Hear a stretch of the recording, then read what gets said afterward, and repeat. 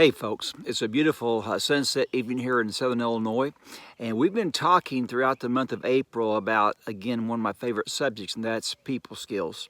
I'm right now working on my young adult or teenage session for the conference, talking about building your stalls, and we talk about people skills in that as well.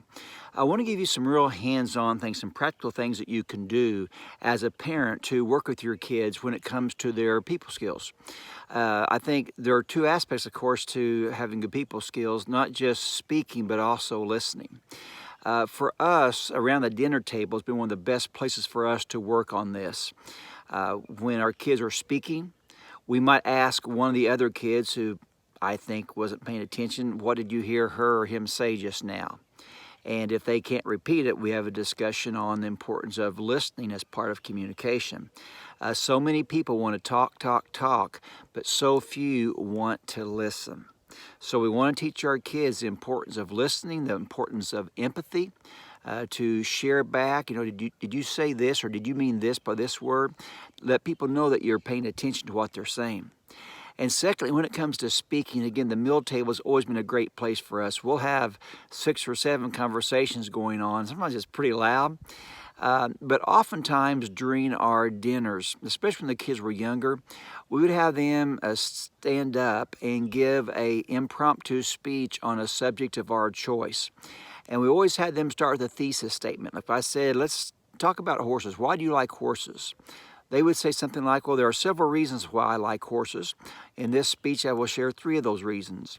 The first reason I like horses is I like to ride fast. And horses can go 20 miles an hour. A second reason I like horses is because, And then the third reason I like horses is, this reason. And these are 3 reasons why I enjoy horses. And what that does, number one, it teaches them to be able to talk in front of others, their siblings, be that 1, 2, 5, or in our case 11. It also teaches them to think with organization. That they'll think in steps of 1, 2, and 3 points. And then it teaches them, again, a thesis and a concluding statement. And what this does also, it just helps them to be more comfortable with speaking in general. And I've shared with my kids that what you've just done in this speech, you've also written an essay paper. The very same concept goes on here. And so it takes away the mystery of speaking or making a speech, and takes away the mystery of even writing an essay, and to a certain degree a 10-page paper as well, a term paper, because it's just built upon the same principle. And so that's something you can do around the table. Just ask your kids to talk about golf, or about woodworking, or about taking care of bees. Ask for a thesis statement, which is something like there are many great aspects of beekeeping. And then have 3 points, what those are, then repeat the thesis at the end.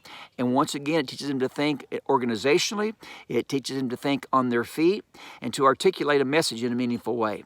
So I hope that helps give some practical advice, again, around the meal table. You can also do recitations. Our family for the year 2021, we're working through Psalms 37 right now. We do some poetries for the little kids. That's how I learned one poem from one of the kids, just hearing them do it week after week after week.